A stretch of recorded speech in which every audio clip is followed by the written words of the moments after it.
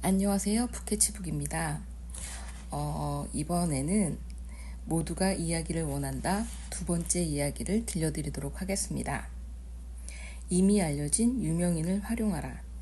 사람이 있는 곳에는 늘 이야기가 있고 이야기가 있는 곳에는 늘 뜨거운 이슈가 있다. 전 세계에서는 매일 수만 가지의 다양한 이야기들이 쏟아져 나온다. 훌륭한 스토리텔링을 위해서는 인물이 중요하다. 그렇다면 당신은 어떤 인물과 연결고리를 만들어서 당신의 이야기를 더 훌륭하게 만들 것인가? 여기서 당신은 날카로운 관찰력과 정확한 예측 능력이 필요하다. 이야기 자본의 영향력은 그 안에 존재하는 유명인이 가진 사회적 영향력과 비례한다고도 할 수 있다. 유명인의 영향력과 그 이야기의 빠른 전파 속도를 이용하여 사람들이 주목할 만한 이슈를 잡는 동시에 그에 상응하는 주목을 성공시키면서 홍보하고자 하는 자신 혹은 자신의 브랜드를 원하는 이미지로 만들어낼 수 있기 때문이다. 산주라는 일본의 한 속옷 제조회사가 있다. 이제는 고도의 산업화 영향으로 인해서 일본에서 만들어지는 대부분의 제품들은 품질 면에서는 나무랄 데가 없다. 즉, 모든 상품의 상향 평준화 경향이 나타나고 있었다. 산주 역시도 처음에는 일본 동종업계 제품 중 기본적인 품질 외에 특별한 강점이 없는 제품을 내놓아서 소비자들 사이에서 인지도가 그다지 높지 않았다. 실제로 엄청난 광고 비용을 투자하여 영업이익을 유지하고 있는 유명 브랜드 두 곳을 제외한 나머지 기업들은 하루하루를 힘겹게 버티고 있는 수준이었다. 산주 같은 무명의 신진 기업은 평범한 제품을 계속해서 생산하면 대량의 재고가 쌓이게 될 상황에 놓였다. 결국 기업이 부도 위기에 처할 것은 불보듯 뻔한 일이었다. 기업의 브랜드명과 같은 이름을 가진 이 기업의 사장 산주는 지푸라기라도 잡는 심정으로 평소에 알고 지내던 조치대학 신문방송학과와 언론정보학과의 우에다 야수오 교수를 찾아가 가르침을 얻고자 했다. 산주 사장은 우에다 교수에게 부탁했다. 지금 공장 창고에는 팔지도 못한 대량의 재고가 쌓여 있습니다. 장부에는 3천만 엔밖에 없고요. 설령 이 돈으로 광고를 찍는다 해도 사람들은 눈길 한번 주지 않을 겁니다. 거기다가 낡은 창고도 수리해야 하고 직원들 월급도 하루빨리 해결해야 하는데 이 돈을 가지고는 아무 문제도 해결할 수가 없습니다. 다시 말해 우리 회사는 지금 파산 위기에 놓여 있습니다. 부디 한 번만 해안을 주어 도와주십시오. 우에다 교수 역시도 이 어려운 상황에 대한 시원한 해답을 주지 못했다. 하지만 산주 사장의 계속되는 간곡한 요청을 거절할 수 없었다. 그는 산주 사장에게 어떻게 하면 최소의 비용으로 최상의 효과를 끌어낼 수 있을지, 쓰러져가는 기업을 어떻게 다시 살릴 수 있을지에 대한 방법을 연구해 보겠다고 약속했다. 우에다 교수는 일주일 뒤 큰 모험을 해보기로 했다. 파산 직전인 산주를 위해서 시도해 볼 수 있는 일은 모두 해보기로 결심한 것이다. 우에다 교수는 뉴욕으로 넘어가 곧바로 그의 제자를 찾아갔다. 그의 제자 요미우리 신문 미국 뉴욕 기자단의 사진 기자로 활동하고 있던 터라 세계 각국의 유명 정치가들을 만날 기회가 적지 않았다. 우에다 교수는 그 제자에게 얼마의 비용을 주면서 임무 하나를 맡겼다. 당시 미국의 대통령이었던 클린턴의 영부인 힐러리를 따라다니면서 기회를 틈타 사진을 찍으라는 지시였다. 이 사진기사는 매일 힐러리를 쫓아다니며 그녀가 나타나기만 하면 바로 사진을 찍었다. 어느 날 그는 또 힐러리의 사진을 찍을 기회를 포착했다. 힐러리는 정장 치마를 입고 소파에 앉다 실수로 산주 브랜드의 속옷을 노출하고 말았다. 제자는 그 순간을 놓치지 않고 카메라에 담았다. 우에다 교수는 제자의 사진을 받아본 그 순간 기회가 왔음을 직감했다. 3개월이 지나고 미국 대통령의 영부인 힐러리가 일본을 방문했다.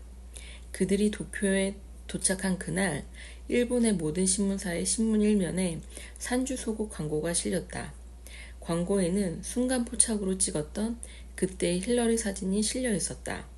그리고 그 아래에는 한 줄의 광고 문구가 적혀 있었다. 일본 남성분들께 비밀 한 가지를 알려드립니다. 힐러리가 입은 속옷은 바로 산주 속옷입니다. 힐러리 사진이 나온 이 광고는 순식간에 큰 화제를 불러일으키며 사람들 사이에서 가십거리가 되었다. 산주 속옷은 이 일로 엄청난 주목을 받았다. 산처럼 쌓였던 재고 상품들은 단 3일 만에 완판을 기록했다. 한 번에 수십 장을 사가는 고객도 있었다. 산주의 작은 문제는 일순간 모두 해결되었다. 당시 힐러리는 엄청나게 분노했다고 전해진다. 미국 국무원 대변인은 정식적인 외교 경로를 통해 산주를 고소를 하겠다고 했다. 하지만 클린턴 대통령의 직속 고문은 그와 생각이 달랐다. 그는 산주는 유명인의 명성을 잠시 빌렸었을 뿐이며 만약 고소를 진행하면 이기든 지든 결과적으로 이익을 보는 쪽은 산주입니다. 그들에게 한번 이용당했으면 됐습니다. 라며 고소를 만료했다. 아울러 산주 제품은 현재 일본에서만 판매되고 있는데 만약 고소를 진행하면 전 세계로 팔릴지도 모르니 이번 일은 그냥 이쯤에서 마무리하는 것이 최선이라고 지적했다. 결국 힐러리 속옷 사건은 그렇게 일단락됐다.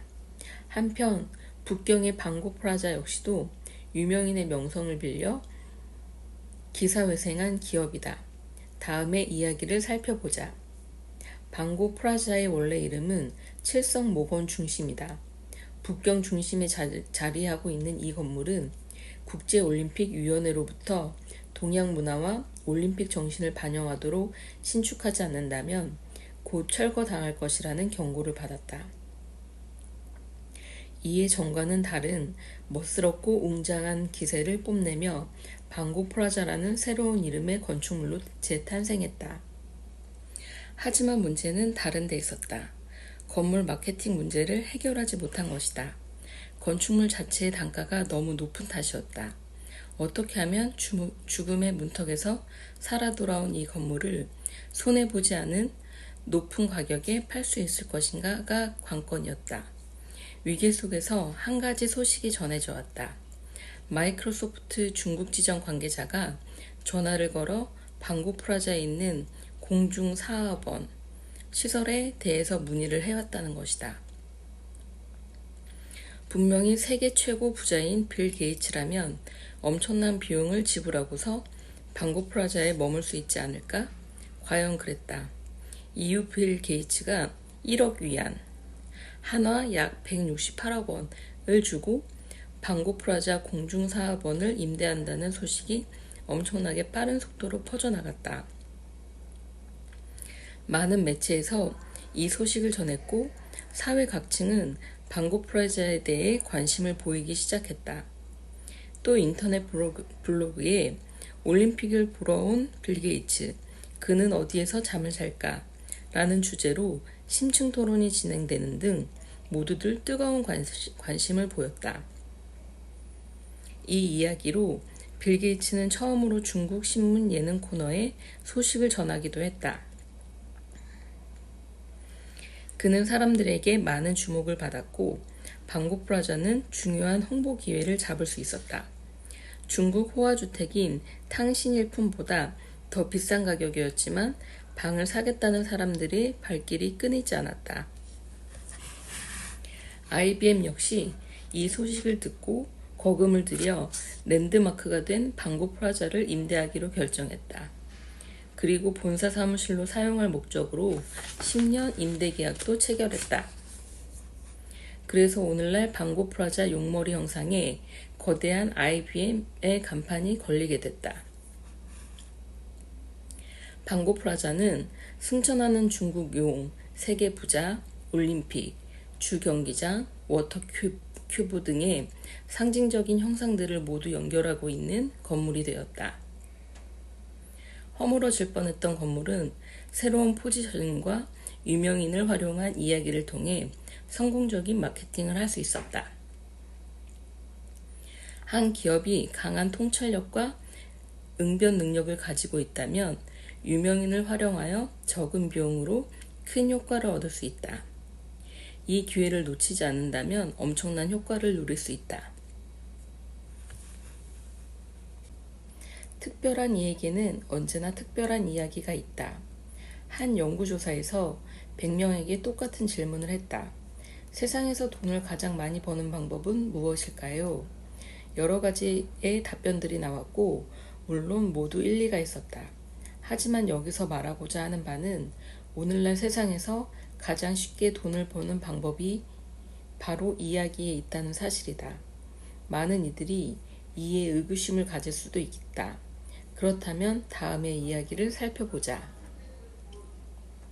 영국의 어느 마을에 이혼 후 홀로 아이를 키우며 생계를 위해 힘겨운 생활을 이어나가는 한 여인이 있었다.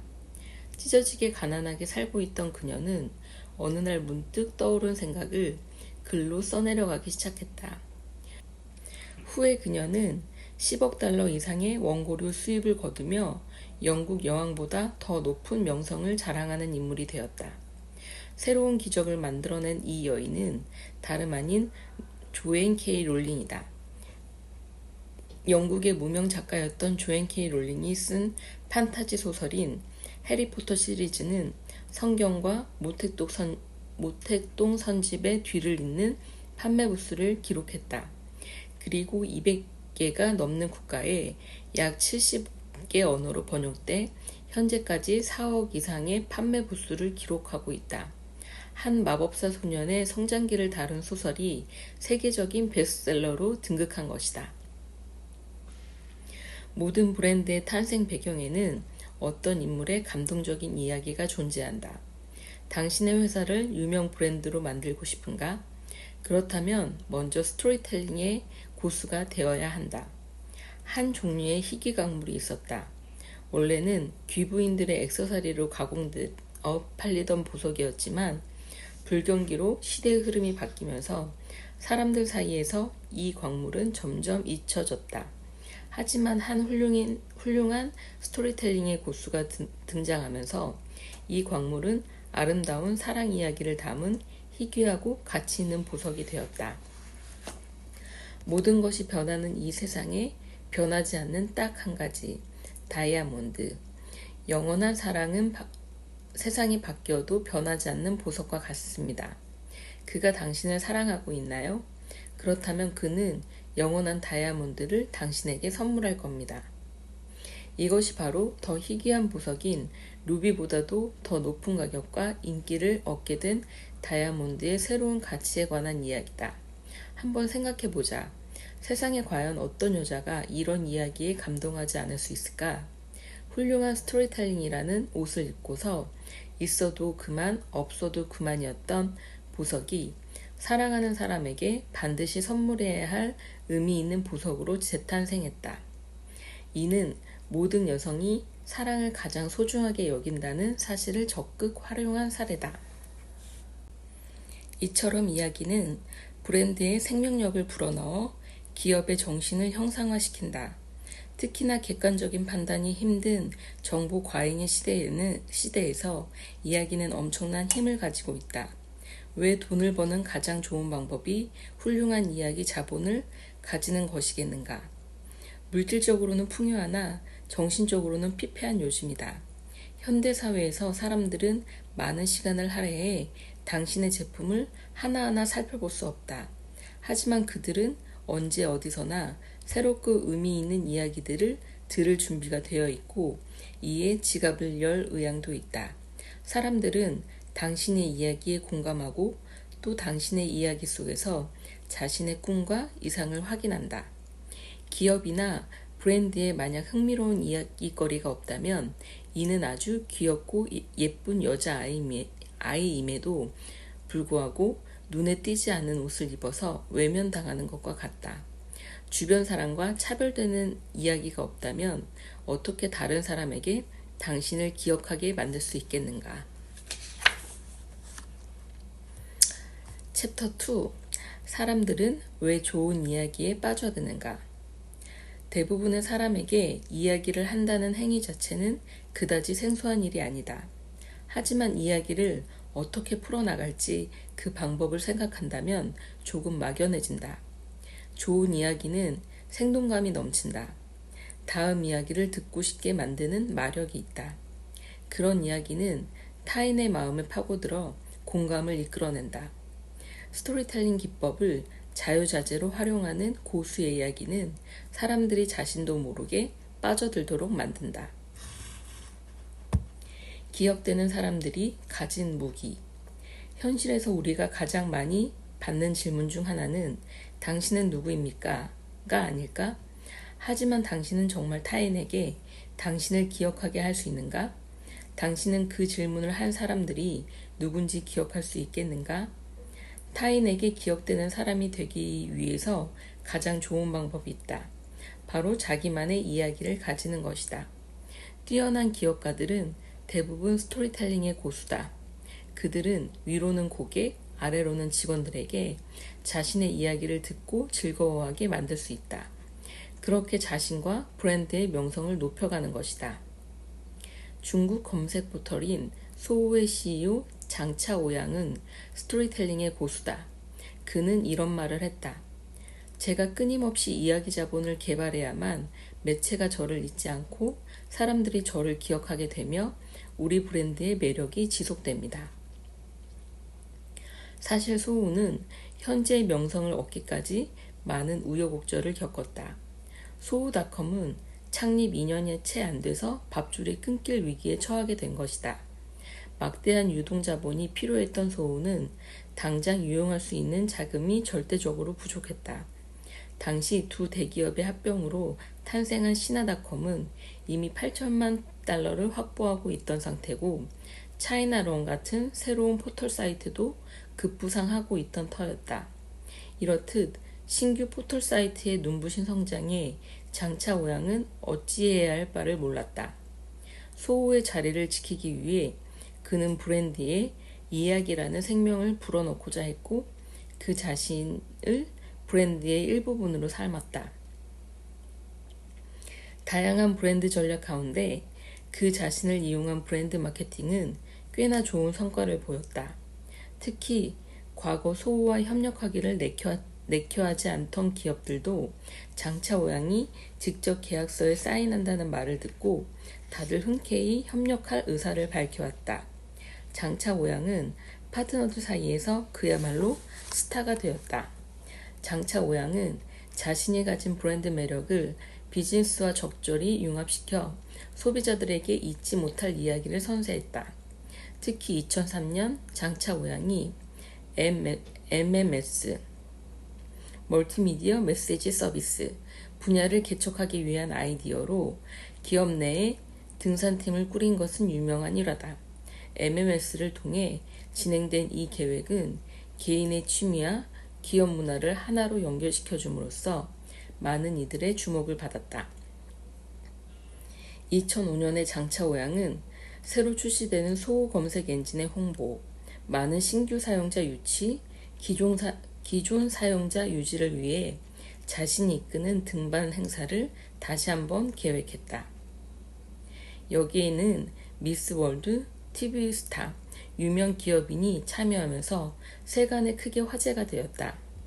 그들은 2005년 소우 미녀와 야수 등산팀이라는 이름으로 중국 시장에 6,206m의 계자봉을 등반하기로 했다. 이번 행사 역시 큰 성공을 거두었다. 이처럼 장차 오양은 기업의 홍보에 이야기를 접목하는데 대단한 능력을 가진 스토리텔링의 고수다. 그는 사람들이 무엇을 원하는지, 무엇에 관심이 있는지 정확히 간파한 후 이를 만족시키기 위해 부단히 노력한다. 이렇게 자신을 기억하게 만들 수 있는 힘이 바로 장차 오양이 성공 가도를 달리는 이유다. 사람들이 특히 상대로부터 기억되고 싶어 할 때가 언제일까? 사랑을 할 때가 아닐까? 지금부터는 사랑 덕분에 성공을 일군 이야기를 들려주려고 한다. 자오밍은 중국 농업대학교를 졸업한 후 바이오 제품을 생산하는 회사에 취직했다.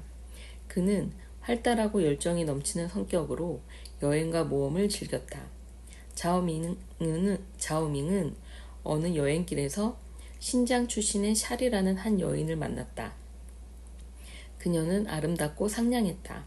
두 사람은 첫눈에 사랑에 빠져들었다. 하지만 서로 멀리 떨어진 곳에 사는 탓에 여행이 끝난 후 두 사람은 전화로만 연락해야 했다. 그러던 자오밍은 우연한 기회에 신장 장미에서 추출되는 장미 에센셜 오일이 세계적으로 고품질에 속한다는 사실을 알았다. 너무 먼 탓에 샤리와 만나기 힘들었던 자오밍에게는 희소식이었다. 그는 사랑을 위해 새로운 길을 선택하기로 마음먹었다. 가족과 친구들이 극구 반대했지만 자오밍은 여자친구의 고향으로 향했고 그곳에서 대량으로 장미를 재배할 계획을 세웠다. 그는 16만 평가량의 토지를 임대하고 30여 명의 인부를 고용하며 장미 사업에 첫 발을 내딛었다. 많은 어려움에 부딪히기도 했지만 그때마다 자오밍은 슬기롭게 이겨냈다. 고생 끝에 낙이 오는 법. 씨앗을 심을 때는 불안하지만 장미를 수확할 때면 기쁘기 그지없었다. 그윽한 향기를 뿜어내는 장미는 햇살 아래서 눈이 부시도록 아름다운 자태를 뽐내면서 마치 사랑의 위대함을 말하는 듯했다. 하지만 자오밍은 장미 재배에 만족하지 않았다. 그는 자신이 직접 장미 에센셜 오일을 추출하고자 마음먹었다. 수많은 실패를 거듭해야 했다. 금빛 찬란한 오일 추출에 처음으로 성공을 거뒀을 때 자오밍은 흥분을 금치 못했다. 그리고 이후 출시된 순도 80%의 자오밍 오일도 많은 고객의 사랑을 받았다. 현재 자오밍의 장미 에센셜 오일은 세계 각지로 판매되고 있으며 신장 위텐현 역시 장미의 고향으로 전국적으로 유명세를 떨치고 있다. 이 모든 것을 가능하게 한 것은 바로 사랑이었다. 자오밍의 러브스토리는 사람들의 마음속에 파고든다. 이 이야기를 들었을 때 소비자는 마치 자신이 그 장미밭에 있는 듯한 착각에 빠져든다. 사랑을 상징하는 그 장미꽃은 사람들의 마음 깊은 곳에 있는 가장 여리고 아련한 바람과 맞닿는다. 그래서 이 이야기를 들으며 장미 에센셜 오일 한 방울에 담긴 진실한 사랑에 감동하지 않는 사람이 없다. 자오밍의 성공은 사람들에게 사랑의 긍정 에너지를 전하고 있다.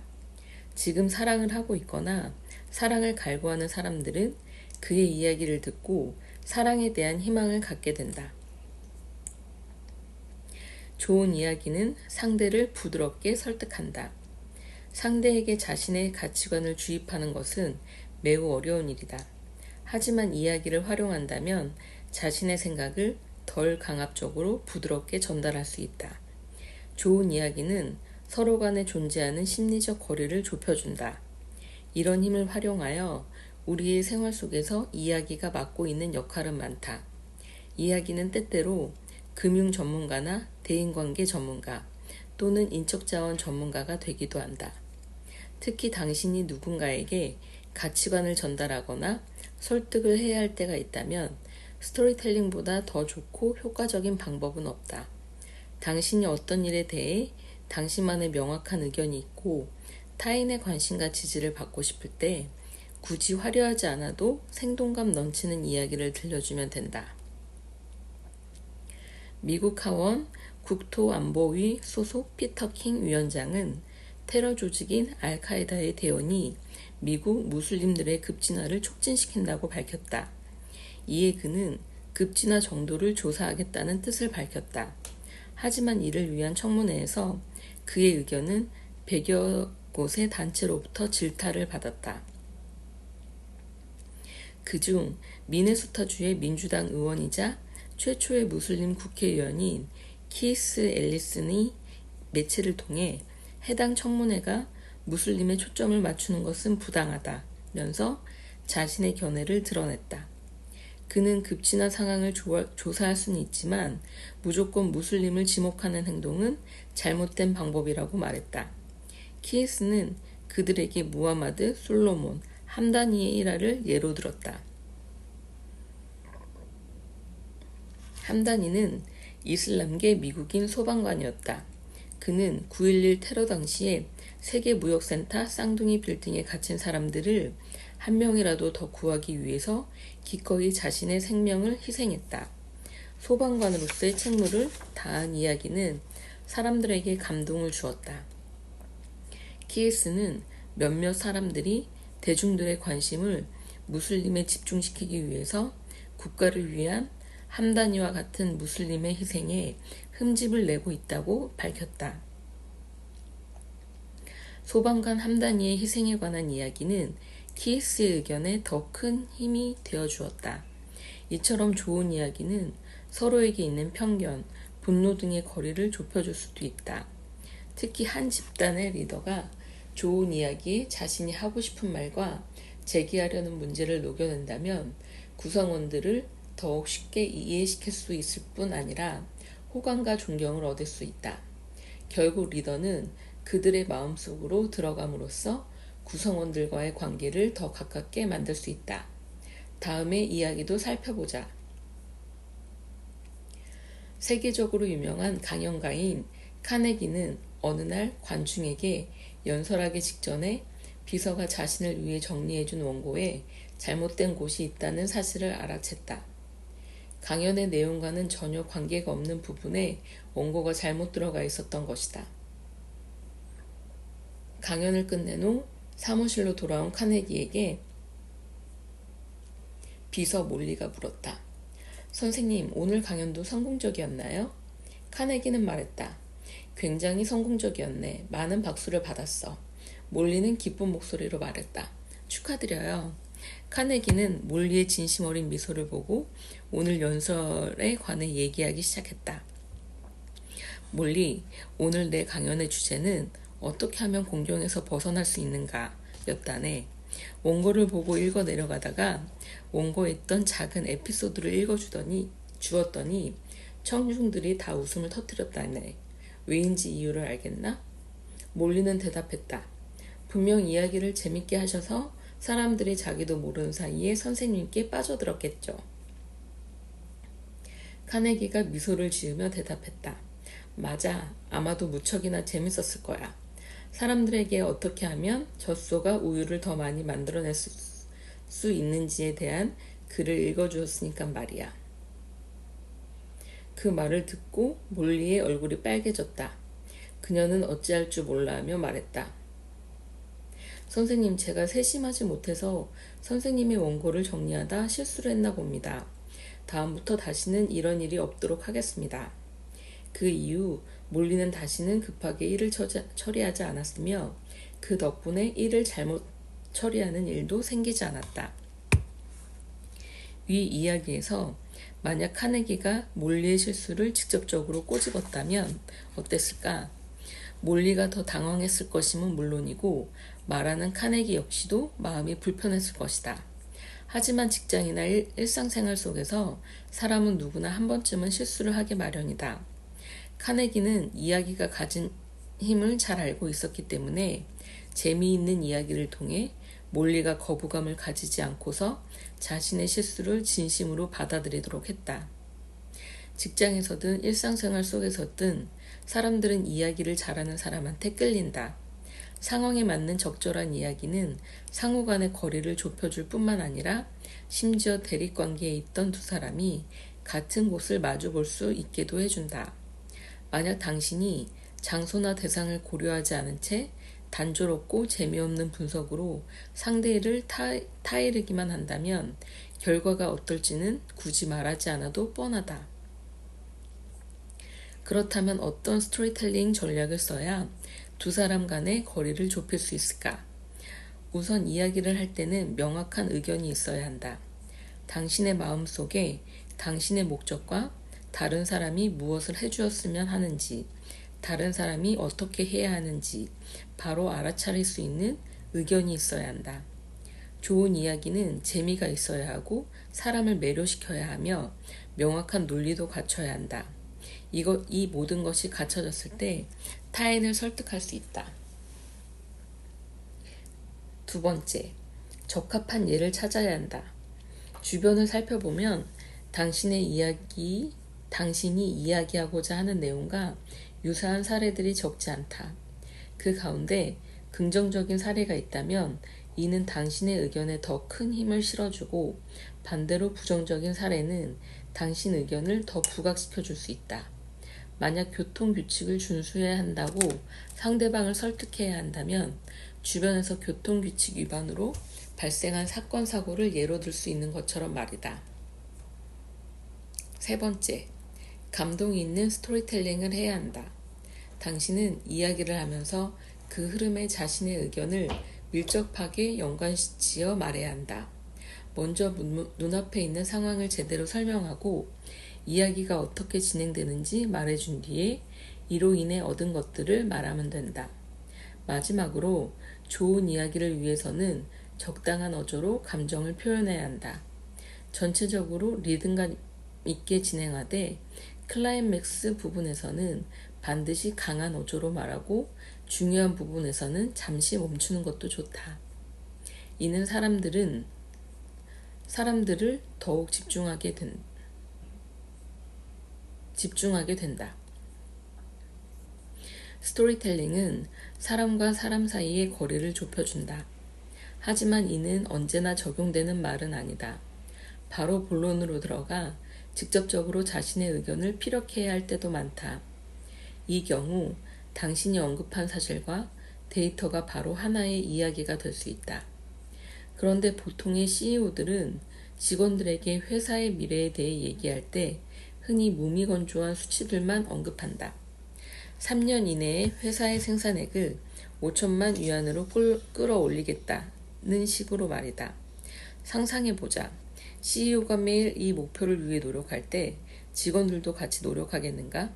직원들은 CEO가 말한 목표에 대해 완전히 이해했을까? 이와는 달리 만약 리더가 우리 이번 달 실적이 놀라울 정도야 라고 말했을 때 직원들은 어떻게 생각할까?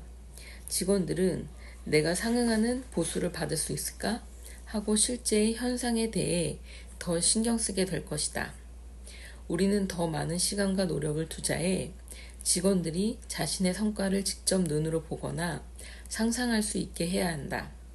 직원이 당신의 목표를 이해하지 못한다고 답답하다고만 해서는 안 된다.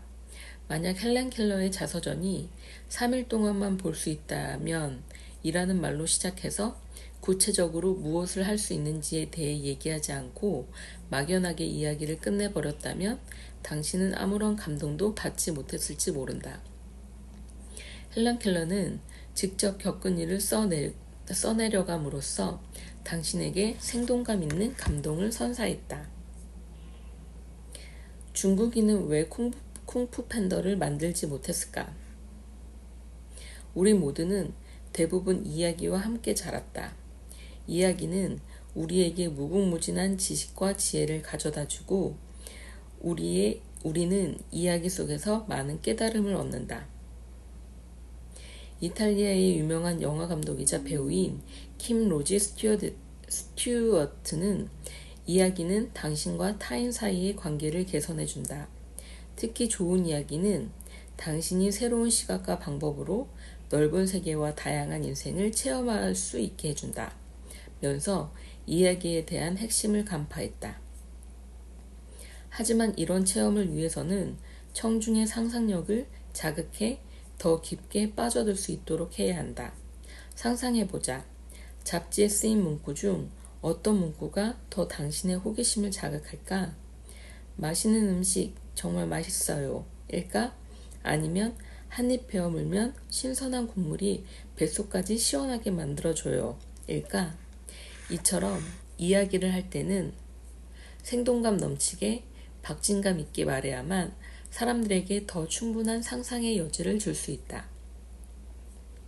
현재 디즈니에는 약 2,000여 명의 엔지니어들이 근무하고 있다. 그들은 엔지니어인 동시에 꿈의 나라 디즈니랜드의 창조자이기도 하다. 디즈니랜드는 왜 이렇게 매력적인 걸까? 어떻게 전 세계 사람들이 주목하는 명소가 됐을까? 이는 디즈니의 상상력 넘치는 이야기와 관계가 깊다. 1950년대 초 월트 디즈니 컴퍼니는 이미지니어링이라는 이름의 개발팀을 만들었다. 디즈니랜드를 건설하는 과정에서 상상력을 동원해 새로운 테마파크를 만들어내는 게 그들의 임무였다. 그 당시 월트 디즈니 컴퍼니는 디즈니랜드에 워터파크를 짓고 있었다.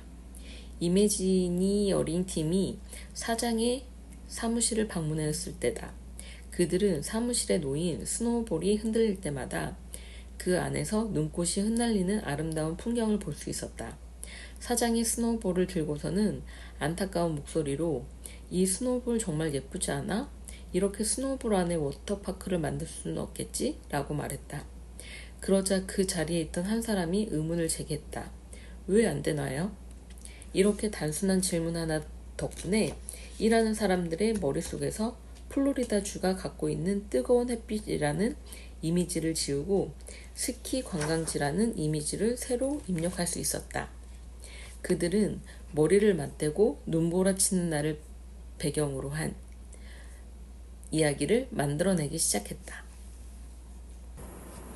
변덕스러운 눈보라는 플로리다주의 눈을 수북히 쌓이게 했다. 그 눈보라를 헤치고 이곳에 도착한 모험가는 스키장 하나를 세웠다. 모든 일이 순조롭게 진행되고 있었는데 꽃이 피고 따뜻해지는 봄이 오면서 따뜻한 날씨 때문에 스키장은 길고 긴 폭포로 변해버렸고 그 폭포는 스릴을 좋아하는 사람들을 위한 워터 슬라이드로 변했다. 이것은 매우 황당한 이야기지만 디즈니의 이미지너링 팀과 엔지니어들은 이를 그대로 재현한 블리자드 비치라는 워터파크를 만들어냈다. 디즈니랜드는 환상과 전설로 가득 차 있어 방문객들은 모험과 같은 여행을 즐길 수 있다. 그리고 그곳에서 저 멀리 떨어져 있는 곳의 음식과 음료수를 맛보며 현지의 맛을 상상할 수 있다. 여기서 당신은 상상, 발명, 탐험을 비롯하여 당신이 원하는 모든 것을 할 수 있다. 여기서는 모험을 하거나 멀리 여행을 떠날 수도 있다. 시간의 제약도 없다. 이처럼 상상의 공간인 디즈니랜드에서는 레오나르도 다빈치, 에디슨, 라이트 형제, 그리고 다른 신화적 인물들이 살던 시대를 경험할 수도 있다. 많은 사람들은 디즈니랜드의 창작 능력과 상상력에 감탄한다. 디즈니의 이야기는 디즈니 컴퍼니의 큰 성공을 가져다 주었다는 것은 이미 증명된 사실이다. 이를 통해 좋은 이야기는 재미있을 뿐만 아니라 사람들에게 상상할 수 있는 여지를 제공해 준다는 점을 확인할 수 있다. 이야기가 말하고 있는 바가 사실인지 아닌지는 중요하지 않다. 청중을 만족하게 하고 그 이야기를 믿게 만든다면 그것이 바로 그 이야기의 존재 이유일 수도 있다. 우리가 아는 애니메이션 중에 풍부한 상상력이 매력인 작품들도 있다. 중국에서 억대 흥행 수익을 기록한 쿵푸 팬더도 기묘한 상상에서부터 시작되었다. 쿵푸 팬더는 중국적인 요소를 심심찮게 찾아볼 수 있다. 면가게, 궁전, 무술, 젓가락 등이 대표적인 예다. 어쩌면 중국인에게는 이런 것이 아무것도 아닐 수 있다. 하지만 이렇게 일상생활 속에서 쉽게 접할 수 있는 소소한 물건들이 때로는 무한한 상상 공간을 제공해 주기도 한다.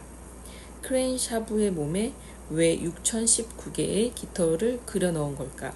바이퍼는 왜 120개의 뼈를 갖고 있는 걸까?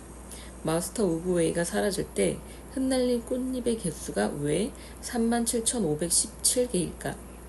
이 모든 것들은 시나리오 작가의 독특한 상상력에서 나온 것이며 애니메이션을 더욱 신비롭게 만들어준다. 게다가 걷는 것조차도 힘들어하는 뚱뚱한 판다가 쿵푸 고수를 꿈꾼다니 얼마나 믿기 힘든 일인가. 더욱이 힘들게 찾아낸 무술 비법서에는 한 글자도 쓰여있지 않았다. 이 모든 것들은 시나리오 작가의 상상에서 비롯된 것이며 상상은 이야기거리를 만들어 주었다.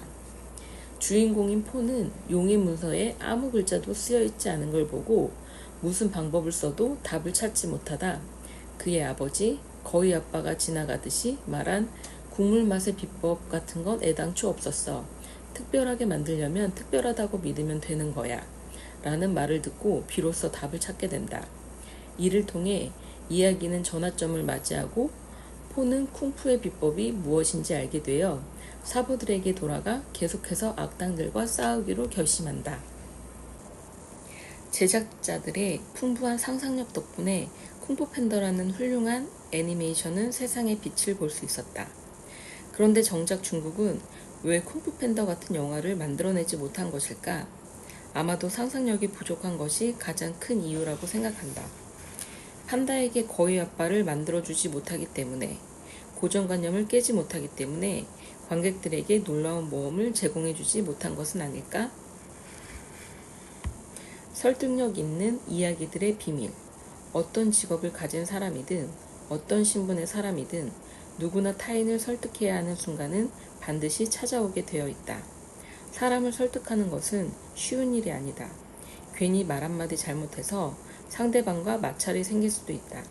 하지만 방법을 찾기만 한다면 당신은 사람을 설득하는 게 그렇게 어렵기만 한 일이 아니라는 것을 알 수 있다. 많은 사람들은 이야기를 하는 자체가 생소하거나 어려운 일은 아니라고 생각한다. 하지만 잘 이야기하는 것에는 자신 없어 하거나 막연하다고 느낄 것이다. 그럼 잘 이야기한다는 것은 무엇을 뜻할까? 좋은 이야기란 무엇일까? 내용이 충실하며 상대의 마음속 깊은 곳을 건드려 공감을 이끌어내는 이야기야말로 그런 좋은 이야기다. 스토리텔링 고수들은 이야기의 이런 힘을 이용해 상대방이 모르는 사이에 자신의 이야기에 빠져들게 만든다. 많은 사람들이 오가는 육교에 한 남자아이가 있었다. 남루한 옷을 입고 사람들 사이에 서 있는 이 남자아이의 큰 눈망울은 지식에 대한 갈망으로 가득 차 있었다. 그의 앞에는 글이 쓰인 나무판 하나가 놓여 있었다. 아저씨, 아주머니, 할머니, 할아버지, 할머니 안녕하세요. 저는 초등학교 3학년 학생이에요. 저희 아빠는 건설 현장에서 험한 노동을 하셨고 저희 엄마는 다른 사람들 대신 노인분들을 보살펴 드리고 계세요. 저는 돈이 많지는 않지만 따뜻한 가정에서 살고 있었답니다. 그런데 불행하게도 아버지가 사고를 당하여 지금 병원 침대에 누워 계세요. 저희 집의 경제 상황은 매우 어려워졌어요. 어머니가 아버지를 돌봐 드려야 하기 때문이지요. 그래서 저는 학교를 다닐 수 없어요. 엄마는 제가 계속 학교를 다닐 수 있게 할 거라고 하셨지만 엄마가 너무 힘들어 보여서 저는 학교를 그만둘 수밖에 없었어요. 하지만 저는 계속 학교에 다니고 싶어요. 여러분, 제 꿈이 이루어지도록 도와주실 수 있을까요? 육교를 지나가던 행인들은 그 글을 보고 눈물을 참지 못했다. 그리고 나서 얼른 주머니에 있는 돈을 꺼내 남자아이 앞에 있는 모금함에 넣어주었다. 보통 사람들은 거리에서 거지를 보면 진짜 거지가 맞을까? 연기하고 있는 건 아닐까? 혹은 일할 능력이 되면서도 쉽게 돈을 구걸하는 건 꼴사나워 라는 생각을 할 수도 있다. 하지만 이 글에서 남자아이의 간절한 눈망울을 본 사람들은 자신도 모르는 사이에 이 아이를 믿기로 결정한다. 대체 어떤 점이 다른 거지와 이 아이의 차이를 만들어낸 것일까? 어떻게 단순한 몇 마디 말이 사람의 생각과 태도를 180도로 바꿀 수 있었던 것일까? 앞에 쓰인 문장들은 단순해 보이지만 사람들의 주의를 끌게끔 하는 특징들이 숨어 있다. 예를 들면 아이의 지식에 대한 갈망, 부모를 향한 사랑과 같은 것들 말이다. 발걸음이 바쁜 행인들은 길에 있는 거지에 대해 더 이상 아무 감정도 느끼지 않게 되지만 아이의 이런 말들은 그들의 마음속 깊은 곳을 건드려 구원의 손길을 뻗게 만들었다. 당신이 어떤 일을 시도해보고 싶거나 남에게 프로젝트를 소개하고 싶을 때 적절한 이야기를 해보라. 좋은 이야기는 힘을 적게 들이면서도 큰 성과를 내게 해주고 청자와 화자 간에 보이지 않는 다리를 놓아준다. 위 이야기처럼 이야기가 사람의 감정을 불러일으키면 그 이야기는 생명력을 갖게 된다. 그 이야기가 사실이 아니라고 해도 말하는 순간에 발휘되는 효과는 사실적인 정보의 나열보다 더 강하다. 이야기가 마음속 깊은 곳을 건드릴 수 있는 강한 설득력을 갖고 있기 때문이다. 펼치고 3분 안에 당신의 관심을 끌지 못하는 책이라면 내려놓아라. 한 유명 작가가 한 말이다. 이야기도 마찬가지다. 몇 분 안에 사람들의 이목을 집중시키지 못하는 이야기는 실패한 것이다. 순식간에 사람을 빠져들게 할 수 있는 이야기만이 상대의 감정을 이끌어낼 수 있다. 이야기의 내용이 기쁜 것이든 화나는 것이든 슬픈 것이든 즐거운 것이든 상대의 깊은 감정을 불러일으킬 수 있어야만 공감을 이끌어내며 결국 강한 설득력을 갖출 수 있게 된다. 사람들이 원하는 이야기를 들려주라. 그저 그런 제품에 당신이 멋진 스토리텔링을 입히면 이 상품은 더 이상 평범한 상품이 아니다. 가격은 급등하고 특별한 제품이 될 수 있다. 평범한 제품을 특별한 제품으로 만들어 소비자의 요구를 만족시키기 때문에 바로 이야기는 가장 가치 있는 자본이 될 수 있는 것이고, 이렇게 좋은 스토리텔링이야말로 상품의 가치를 높일 수 있다. 싱가포르는 인구 543만여 명의 면적이 약 716제곱미터밖에 되지 않아 차로 한 바퀴 도는데 2시간도 안 걸리는 도시국가다. 그런데 전 세계에 8개뿐인 5성급의 항공사 중 한 곳이 이 작은 나라에 있다. 물론 이 5성급 항공사는 매우 어려운 환경 속에서 탄생했다. 1970년대 말레이시아에서 막 분리되어 나왔을 때 싱가포르에서는 자신만의 공항을 건설하려고 했다. 그러나 당시 싱가포르 항공은 정부 보조금도 은행 대출금도 지원받을 수 없었다. 이런 상황에서 공항을 건설한다는 것은 매우 어려운 일이었다. 그 당시 경쟁사는 그들을 비웃으며 말했다. 이런 작은 나라에서 자기 공항까지 짓겠다고? 바다에 세우기라도 하겠다는 말인가? 이 비웃음은 싱가포르 항공의 창립자인 추춘생을 무너뜨리지 못했을 뿐 아니라 오히려 그의 의지를 더 강하게 만들어 주었다. 그래, 바다에 못 지을 이유가 어디 있어. 1981년 싱가포르 창이 국제공항이 완공되었는데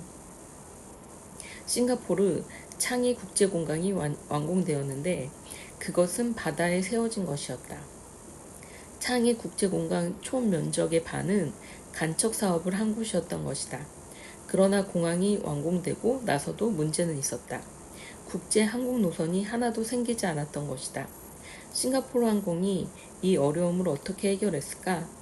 당시 유명한 항공사들은 거의 모든 사업 기회를 점령하고 있었고, 싱가포르 항공이 국제시장을 뚫기 위해서 운항할 수 있는 노선은 사실상 저비용 운영 방식으로 고객을 확보하는 것뿐이었다. 그러나 이것은 싱가포르 항공에게 있어 너무 큰 도전이었다. 이 길 말고 정말 방법이 없었던 것일까? 그렇지 않았다. 싱가포르 항공은 자신의 항공사를 이용해 본 모든 여행객들이 그들 회사에 대해서 매우 깊은 인상을 가지게 만들고자 했다. 먼저 싱가포르 항공의 아름다운 스튜어디스들은 매우 프로페셔널했다. 파리의 유명 디자이너가 만든 수공예 날렵 옷감, 그윽한 싱가포르 전통의 멋을 지닌 사롱 유니폼은 아시아 여성의 매력을 최대한 발산해냈다. 싱가포르 스튜어디스는 싱가포르 항공의 얼굴이 되었고, 사롱을 입은 스튜어디스를 봤을 때 사람들이 가장 먼저 떠올리는 것은 당연히 싱가포르 항공이었다. 이에 대해서 하버드 MBA에서는 이렇게 평가했다. 사롱을 입은 싱가포르 항공의 스튜어디스는 우아하고 섬세하며 친절하고 아름다운 아시아의 음성을 기내에서 현실로 연출해낸다. 이뿐만 아니라 1994년 싱가포르 항공의 스튜어디스는 세계 인물로는 최초로 마담 투소 밀라분 인형 박물관에 들어가게 될 정도였다. 싱가포르 항공의 관례 타파에는 기내식에서도 나타난다. 기압의 변화로 민감해져 미각을 잃어버린 승객들은 기내 음식에 대해 불만을 토로해왔다. 승객들은 기내의 패스트푸드가 마치 양초를 씹는 것처럼 맛이 없다고 불평한다. 그러나 싱가포르 항공에게 이 문제는 오히려 기회가 되었다. 1998년 9월 싱가포르 항공은 자신만의 요리 전담팀을 구성했다. 이들은 전 세계적인 유명 요리사들을 데려와 기내식에 대한 사람들의 인식을 완전히 바꾸어 놓았다. 싱가포르 항공의 승객은 탑승 수속 24시간 전에 무료로 메뉴를 주문할 수 있으며 요리팀이 직접 만드는 20여 가지의 음식을 마음대로 고를 수 있었다. 맛있는 식사 때문에 항공권의 가격은 당연히 높은 편이다. 하지만 그럼에도 불구하고 싱가포르 항공의 높은 품질에 대해서 승객들은 기꺼이 높은 비용을 지불하고자 한다. 싱가포르 항공의 훌륭한 서비스는 싱가포르 항공의 항공편 이륙 전 업무 준비 시에도 나타난다. 이륙 전 아름다운 싱가포르 항공의 스튜어디스들은 싱가포르 항공이 준비한 뜨거운 타월을 승객에게 친절하게 건넨다. 독특한 향기가 나는 뜨거운 타월은 승객을 포근하게 만들어주는데 싱가포르 항공이 맞춤 제작한 이 유일무이한 향수는 이미 특허 등록이 된 상태다. 이 외에 싱가포르 항공은 가장 최신의 공중 엔터테인먼트 시스템을 출시했다. 모든 승객의 자리 앞에는 액정 스크린이 있는데 이를 통해 승객들은 모두 99편의 영화를 감상할 수 있다. 여기에는 미국 블록버스터뿐만 아니라 각국 사람들의 정서에 맞고 문화 풍속을 반영한 우수한 영화 작품들도 있다. 이런 싱가포르의 항공의 서비스는 모두 무료다. 싱가포르 항공의 서비스들은 승객의 시각, 미각, 촉각 등에 영원히 잊을 수 없는 인상과 감동을 남긴다. 싱가포르 항공은 이런 혁신을 하고 나서도 멈추지 않았다. 싱가포르 항공의 CEO 추춘생은 항상 이렇게 생각했다. 이런 혁신들은 모두 계속해서 이어져야 하고 계속 새롭게 바뀌어야 한다. 그의 지휘 아래 싱가포르 항공의 혁신은 매년 항공 역사에 새로운 획을 그었다. 싱가포르는 앞장서서 이코노미 클래스의 이어폰, 주류, 음료, 그리고 간식을 무료로 제공했으며 기내에 위성전화 등을 설치했다. 2007년 싱가포르 항공은 가장 먼저 A380기를 구매하여 운행하면서 전 세계의 이목을 집중시켰다. A380은 세계에서 가장 높고 넓으며 여행객 수송 능력이 가장 큰 민간 여객기일 뿐 아니라 가장 편안하고 호화로운 기종이기 때문이다. 싱가포르 항공의 10년간의 노력은 드디어 수확을 얻었다. 현재 싱가포르 항공은 세계 인류의 항공사인데 CEO인 추춘생에 따르면 싱가포르 항공의 목표는 가장 큰 회사가 되는 것이 아니라 평이 가장 좋은 회사가 되는 것이라고 한다. 그는 항공사의 성공 여부가 승객에 달려있다는 것을 잘 알고 있다. 싱가포르 항공의 모든 서비스에는 이야기가 담겨 있다. 그들은 스토리텔링을 잘하는 것이 얼마나 중요한지 우리에게 알려준다. 스토리텔링 자체는 무형의 상품이다. 그러나 교환하는 과정에서 상품은 그 이야기의 매체가 된다. 소비자는 비용을 지불하고 제품을 사는데 사실 그들이 사는 것은 상품뿐만이 아니다. 상품보다 더 중요한 것은 그들의 구매 욕구를 만족시키는 이야기다. 그들은 제품과 이야기의 완벽한 결합을 통해 정신적인 만족을 얻는다.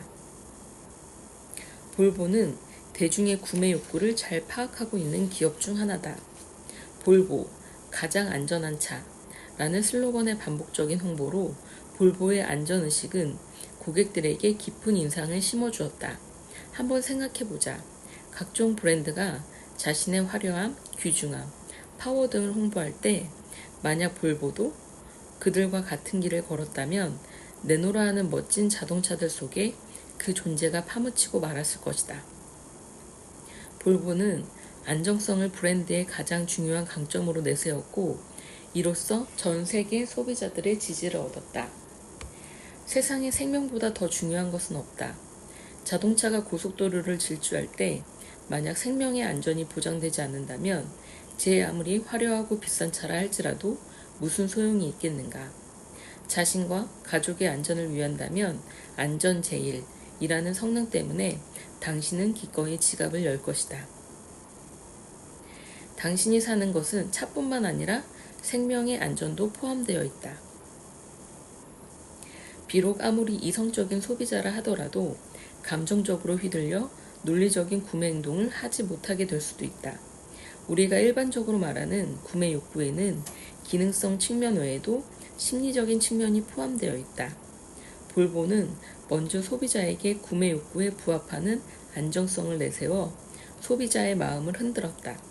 가장 안전한 차라는 슬로건이 사람들 마음속 깊이 파고들자 소비자는 점점 이 슬로건을 믿게 되었고 결국 볼보의 마니아가 된다. 볼보는 안전을 소재로 1년의 이벤트를 벌였고 마침내 소비자들에게서 인정받고 호평을 얻었으며 세계 명차 대열에 합류하게 되었다. 대만의 유명한 악기 브랜드인 야마하의 광고에는 피아노를 배우는 아이는 나쁘게 변하지 않는다 라는 카피가 쓰여 있다. 이 말은 피아노는 음색이 훌륭하다. 가장 정확한 음정의 피아노.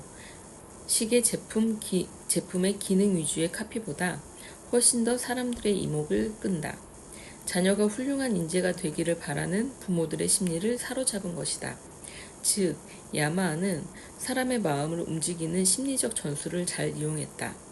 당시 대만의 많은 아이들은 전자오락에 빠져 있었다. 부모들은 모두 자신의 아이에 대해 걱정하고 있었고 동시에 피아노를 배우는 것을 매우 고상한 일로 여기고 있었다. 한 엄마는 피아노를 배우는 아이는 절대 나쁘게 되지 않습니다 라고 말했다.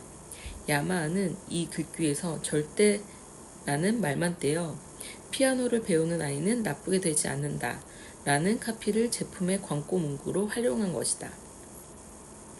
이 전략은 적중했다. 피아노의 주 구매층인 학부모들의 구매 욕구를 자극한 것이다.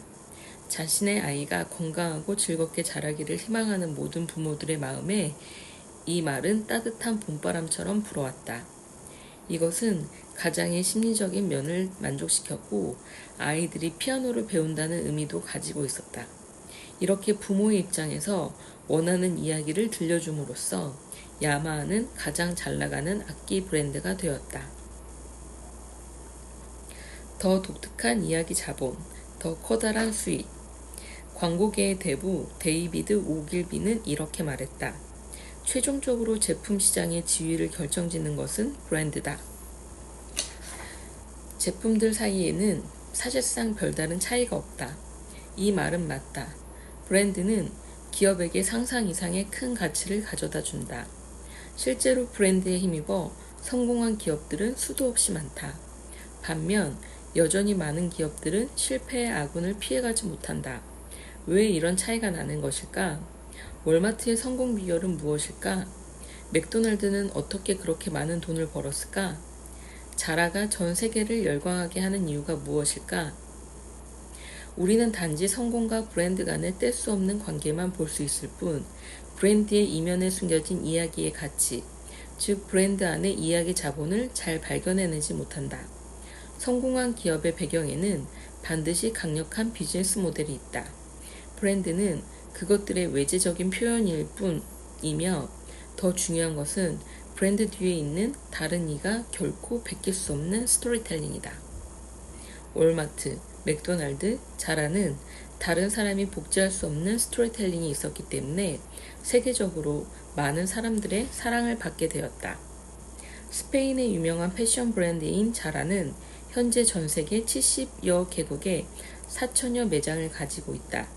자라의 성공 비결은 다른 기업이 흉내낼 수 없는 데 있다. 자라의 뒤에는 어떤 이야기가 있을까? 자라는 대중화 노선을 걸어왔다. 자라의 디자이너들은 대중의 취향을 쫓고 소비자의 심리적 욕구를 파악하고 있다. 자라의 디자이너들은 트렌드에 대한 대중의 열망, 즉 트렌드를 쫓으면서도 가격은 저렴한 제품을 선호하는 특성을 잘 파악하고 있다. 소비자의 소비관념은 제품 자체에 있는 것이 아니라 다른 것보다 뛰어나고 독특한 것에 있다. 자라는 또한 15일의 신화를 창조했다. 디자인부터 생산, 제공에 이르기까지 15일 내에 모두 완성되는 것이다. 또 자라의 옷은 디자인, 생산, 그리고 완성품이 진열대에 내걸릴 때까지 시간의 제한도 있다. 반드시 4-5주 안에 이 과정을 완성해야 한다. 이미 진열된 상품은 시장의 피드백에 따라 2주일 내에 신속하게 개선된다.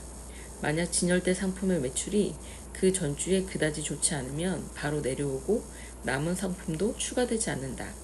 잘 팔리는 상품도 한 달을 넘기지 않는다. 바로 이런 과정이 소비자들에게 지금 나온 상품은 곧 품절될 수 있다는 심리를 심어준다. 모든 매장은 매주 새로운 스타일의 제품을 출시한다. 고객은 잘 팔리는 상품을 보면 바로 사게 되는데 만약 그때 사지 않으면 다음번에 왔을 때 이 상품은 이미 다른 옷으로 바뀌어 있기 때문이다. 설령 품절되었다 해도 자라는 절대 같은 스타일의 옷을 생산하지 않는다. 이렇듯 자라는 패션계의 별종이라고 할 수 있다. 지금 당신은 어디서든 자라의 매장을 볼 수 있다. 자라를 유심히 관찰해 본다면 스타일의 변화가 매우 빠르다는 것을 알게 될 것이다. 그가 생산하는 트렌디한 의류는 가장 새롭고 신속하며 며칠에 한 번씩 소비자는 자라의 새로운 제품을 진열대에서 볼 수 있다.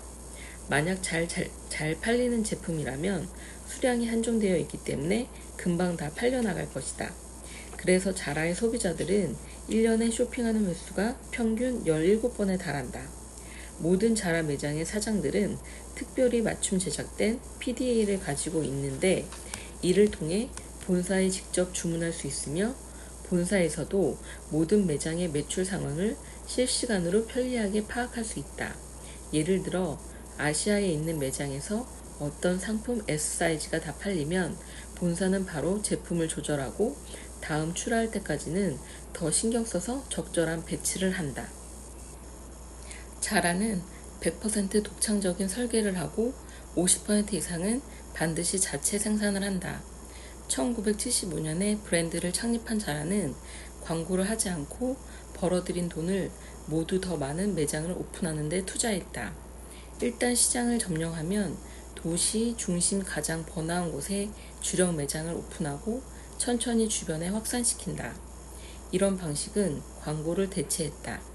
자라가 차세대 소비자의 수요와 트렌드를 파악하고 있기 때문에 비록 가공 기술은 조금 뒤떨어진다 한들 크게 문제되지 않는다. 가격이 저렴해서 몇 번 입고 버려도 크게 아깝지 않기 때문이다. 그래서 더 많은 젊은이들은 이 유행의 빠른 소비자 집단에 기꺼이 합류하게 된다. 자라는 신선하고 트렌디하다는 점 외에 자신만의 판매 경로를 가지고 있다는 강점이 있다. 유명인과 디자인 협력을 하고 누구보다 먼저 브랜드와 유행을 대표하는 사람들을 찾아낸다. 자라는 260여 명의 자사 디자이너를 여러 디자이너들의 의상 발표회에 참가시키고 발표회가 끝난 지 며칠 되지 않아 이런 유행을 반영하여 매장에 새로운 의상을 선보인다. 자라는 경쟁 상대가 없을까? 물론 있다. 몇 안 되는 스타일을 대량 생산하는 갭이다. 하지만 갭은 다양한 스타일을 소량 생산하는 자라에게 이미 잠식당했다. 수많은 경쟁 상대 중 일본의 유니클로와 영국의 톱쇼 등이 모두 패스트 패션의 흐름에 합류하고 있다. 그러나 이런 많은 경쟁사 중에서도 자라는 여전히 두각을 나타내고 있다. 이것은 자라의 훌륭한 비즈니스 모델과 밀접한 관계가 있다. 자라의 성공은 다른 기업이 모방할 수 없다는 데 있다. 패션계 최고의 브랜드로서 자라는 트렌드를 선도하며 많은 수익을 거둬들이고 있다. 명성과 이윤을 다 챙기고 있으니 그야말로 일거양득이라고 할 만하다. 2005년 자라는 세계 100대 브랜드에 선정되고 자라가 추구하는 브랜드 스토리는 전 세계적으로 퍼져나가면서 사람들에게 깊은 인상을 주었다. 자라의 비즈니스 스토리는 어쩌면 간단해 보일지 모른다. 하지만 가장 모방하기 힘든 것이기도 하다. 여기에서 제가 한 말씀 드리고 싶은 부분이 있는데요. 자라의 어떤 이런 스토리텔링 방식이나 그 다음에 비즈니스 모델, 비즈니스 방법 등은 물론 명성과 이익을 가져다 줬으니 좋다고 말할 수도 있겠지만 저는 환경적인 측면이 많이 좀 걱정이 되는데요. 제가 읽어드려서 들으셨겠지만 이 패스트 패션 같은 경우는 빠른 소비, 다량 소비를 하다 보니 쉽게 사고 쉽게 버리게 되는 그런 단점이 있는 것 같습니다. 그래서 그 버리는 옷의 그 쓰레기 양이 어마어마할 거라고 추산이 되고, 어느 다큐멘터리에서도 봤는데 입을 만한 옷도 다 버려지는 옷들이 엄청나게 많다고 하더라고요. 그것도 그렇고 그런 그 대량의 옷 쓰레기들이 환경오염을 시키고 있는 거죠. 그래서 저는 그 부분에 대해서 굉장히 우려스럽고, 그런 부분들을 자라에서도 좀 신경을 써야 되지 않나, 이런 글로벌 기업에서 신경을 써야 되지 않나, 그런 생각이 듭니다. 명성과 수입보다는 환경이 우선이죠. 그쵸, 여러분? 다음으로 넘어가 보겠습니다. 챕터 3. 끌리는 이야기의 비밀. 진실함이 담긴 이야기는 사람의 마음을 움직인다. 낯선 사람들은 당신이 들려주는 이야기가 곧 당신의 생각이라고 여긴다. 그러므로 이야기 자본을 갖추는 것은 일종의 자기 마케팅의 셈이다. 즉, 어떤 이야기를 들려주느냐에 따라 당신이 어떤 사람인지가 결정된다. 끌리는 이야기의 비밀 1. 진솔함. 어떤 장소에서든 어떤 청중을 대상으로 하든 좋은 이야기란 진실을 바탕으로 한 이야기를 가리킨다. 진실한 이야기는 타인의 마음을 움직일 수 있다. 상대방은 당신이 어떤 이야기를 들려주느냐에 따라서 당신이 어떤 사람인지를 가늠한다. 이야기를 풀어나가는 과정에서 서술하는 내용에 자신의 경험을 적절하게 배치한다면 사람들에게 깊은 인상을 남길 수 있다. 따라서 적절한 자리에서 자신의 생각을 말하고, 때로는 대범하고 용감하게 표현해야 할 때도 있다. 물론 기꺼이 자신의 약한 모습도 보여줘야 한다. 당신이 먼저 자신의 불안감, 두려움, 당혹감과 같은 작은 약점들을 적당히 드러낸다면 오히려 청중과의 거리를 좁히고 그들로부터 인정과 이해를 받게 될 것이다. 이런 방법을 통해 당신은 자신의 감정을 표출하면서 최종 목표인 청중의 공감까지 이끌어낼 수 있다. 미국의 대형 백화점인 메이시스에는 두 짝의 신발에 관한 유명한 이야기가 있다. 메이시스가 뉴욕 최대 백화점으로 성장하기 전의 일이다. 어느 날 메이시스 백화점 입구에 신발 할인 매대가 등장했다. 그곳에는 특가 판매 90% 할인이라는 문구가 내걸렸다. 때마침 친구들과 백화점을 구경하던 캐런의 눈에 마음에 드는 신발 한 켤레가 들어왔다. 그녀가 고른 신발은 원래 $80인데 할인을 받으면 $8면 살 수 있었다. 캐런은 한번 신어보았다. 사이즈도 맞춤 듯한 했고 가죽도 매우 부드럽고 좋았다. 모양도 착용감도 모두 만족스러웠다. 그래서 캐런은 즐거운 마음으로 신발을 들고 계산대로 향했다. 점원이 웃으면서 캐런에게 말했다. 정말 뛰어난 안목을 가지고 계시군요. 이 신발은 당신에게 정말 잘 어울리네요. 신으면 아주 예쁠 겁니다. 그리고 점원은 신발을 건네받으며 말했다. 그런데 제가 이 신발을 한 번 더 점검해 드려야겠습니다. 캐런은 신발을 점원에게 건네면서 걱정스럽게 물었다. 혹시 신발 가격에 무슨 문제라도 있나요? 캐런은 신발 가격이 잘못된 것은 아닌지 걱정하고 있던 터다. 점원은 캐런이 우려의 눈빛을 보이자 서둘러 그녀를 안심시켰다. 아닙니다. 두 짝의 신발이 잘 맞는지를 다시 한번 확인한 것뿐입니다. 캐런은 이해할 수 없다는 표정으로 물었다. 두 짝의 신발이라뇨? 한 켤레니까 당연히 잘 맞겠지요. 점원은 캐런에게 설명하기 시작했다. 손님에게 이 두 짝의 신발을 마음에 들어 하시니 솔직히 말씀드리겠습니다. 우선 죄송하다는 말씀부터 드리겠습니다. 이 두 짝의 신발은 한 켤레가 아닌 것 같습니다. 분명 가죽, 디자인, 사이즈는 모두 동일하지만 색상에서 아주 미묘한 차이가 있네요.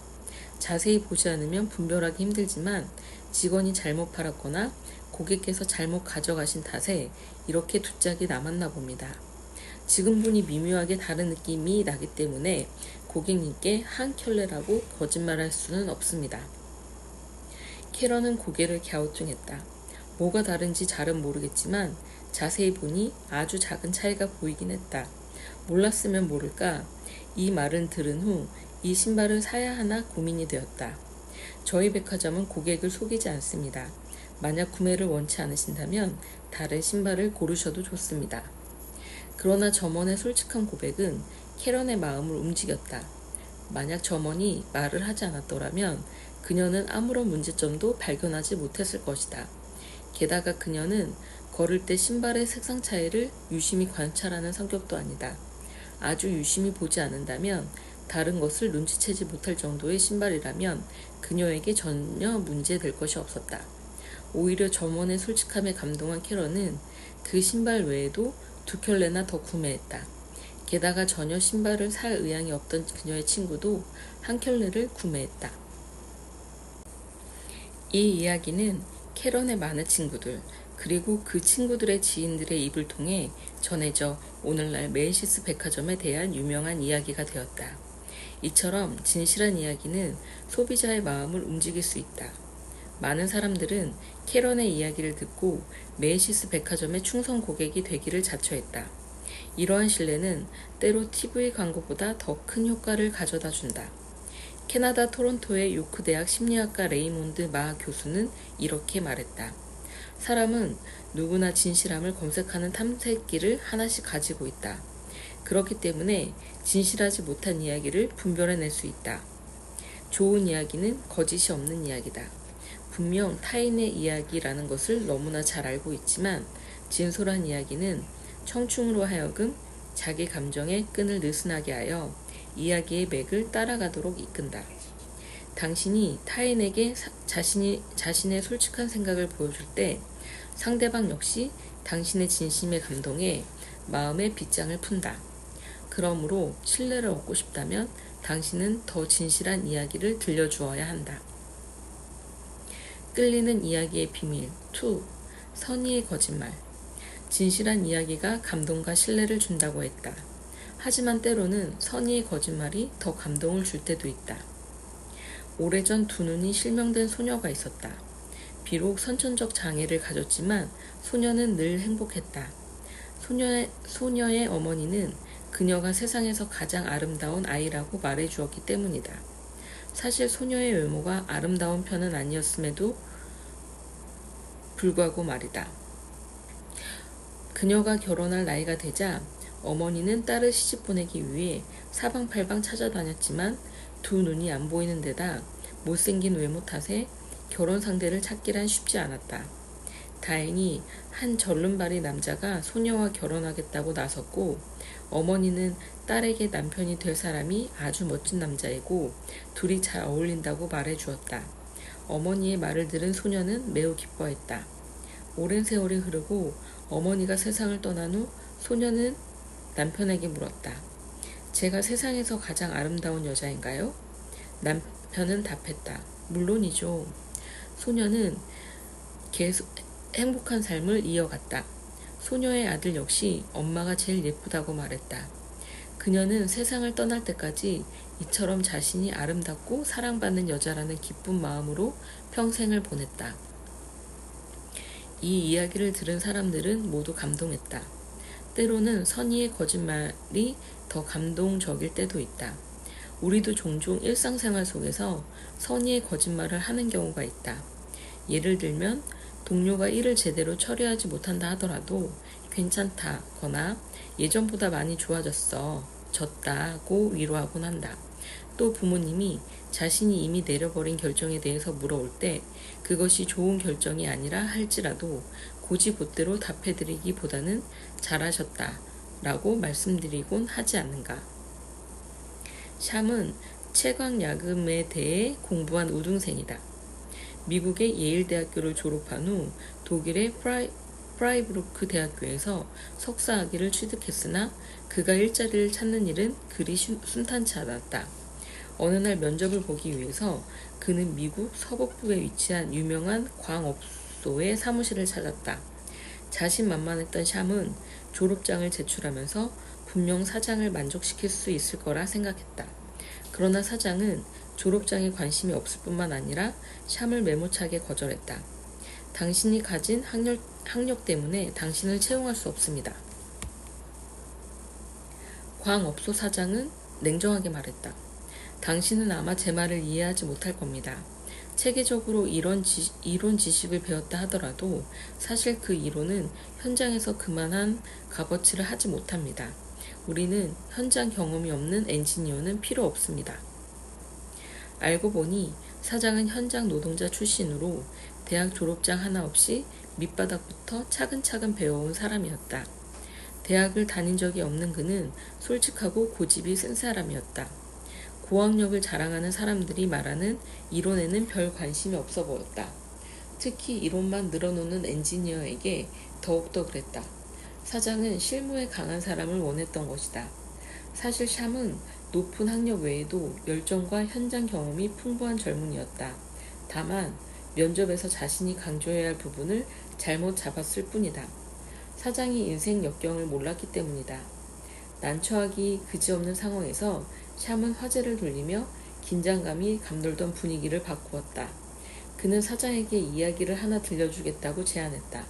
대신 이야기를 들은 후에 다른 사람에게 말하거나 자신을 비웃으면 안 된다고 부탁했다. 샴의 말에 흥미를 느낀 사장은 비밀을 지키겠다고 약속했다. 솔직하게 말하자면 저는 독일의 프라이부르크 대학교를 3년 다녔지만 아무것도 배우지 못한 채 허송 생활을 보냈습니다. 저도 사장님처럼 심오한 이론 지식에는 별 관심이 없었기 때문입니다. 하지만 이 사실을 저희 부모님은 아시면 안 됩니다. 만약 알게 되신다면 저를 많이 혼나실 테니까요. 저 또한 이론 지식보다는 직접 경험하는 것을 더 좋아했습니다. 그래서 방학이면 현지에 있는 공장에 가서 실제 생산 라인이 어떻게 돌아가는지 배웠습니다. 그러다 보니 할 수 있는 일이 점점 늘더군요. 그래서 솔직히 학교에서 듣는 이론 수업이 더욱 지루하게 느껴졌습니다. 샴의 이야기를 들은 사장은 어느새 표정이 밝아졌고 환한 웃음을 지었다. 그는 바로 샴을 채용하기로 결정했다. 이 이야기에서 샴은 작은 선의의 거짓말로 꾸민 이야기를 통해 사장의 공감을 불러일으켰고 결국 소중한 일자리를 얻을 수 있었다. 어쩌면 현실 속에서 우리가 들었던 수많은 설득력 있는 이야기들은 어느 정도 꾸며낸 것일 수도 있다. 이처럼 선의의 거짓말로 포장된 이야기는 결코 천박하지 않다. 때로는 더 심오한 이치를 담기도 하기 때문이다. 더 아름다운 삶을 위해 타인에게 상처를 주지 않기 위해 하는 선의의 거짓말은 충분히 이해할 만하다. 만약 기업이 지속적인 발전을 위해 직원의 행복한 삶을 위해 선의의 거짓말을 활용한다면 기업은 더욱 매력적으로 변모하고 건강하게 발전해 나갈 수 있지 않을까? 단 그것이 누군가에게 피해를 입히거나 나쁜 결과를 내지 않아야 함은 물론이다.